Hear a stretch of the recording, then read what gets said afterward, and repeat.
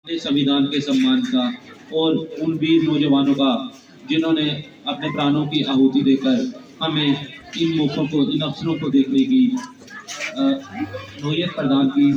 और मैं उन सभी वीर जवानों को श्रद्धांजलि देना चाहता हूँ इस मौके पर जिन्होंने अपने प्राणों की आहुति देकर हमें आज़ादी दिलाई।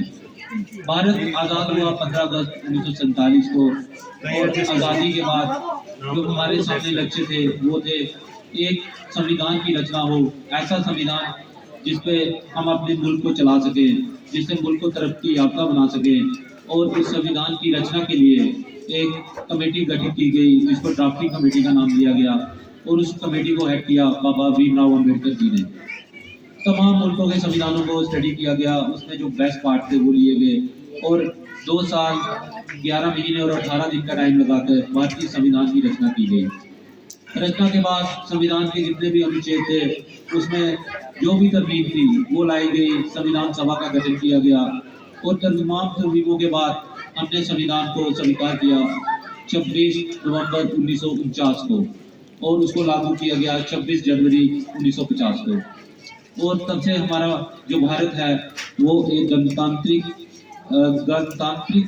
देश कहलाता है, एक रिपब्लिक कहलाता है जिसका अपना संविधान है।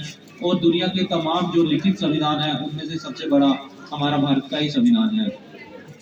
और भारत को, और तब से देश की तमाम जितनी भी इकाइयां हैं, सरकारी सब इदारे, वो इसी संविधान के अनुसार चलते हैं और देश को तरक्की की राह की तरफ बढ़ा रहे हैं। इस मौके पर हर साल की तरह हर जगह सरकारी इदारों में, हर क्षेत्र में, औद्योगिक इकाइयों में, हर जगह जो है वो ध्वज फहराया जाता है, तिरंगे को सलामी दी जाती है, और ये प्रण लिया जाता है कि हम भारत के इस गणतंत्र को और तरक्की याफ्ता बनाएंगे, और इसमें हम जितना भी अपना योगदान दे सके वो देंगे।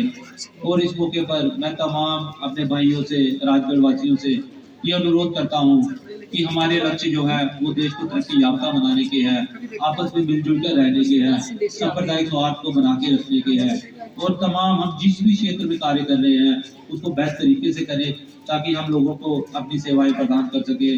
हमारा जब हम छोटे छोटे गाँव की तरक्की देखेंगे, गांव की तरक्की से तहसील की तरक्की होगी, तहसील से डिस्ट्रिक्ट की, डिस्ट्रिक्ट से जिले की, इसी तरह देश आगे बढ़ता है। तमाम छोटी छोटी तरक्कियां जो है वो देश को कहीं से कहीं बन जाती है।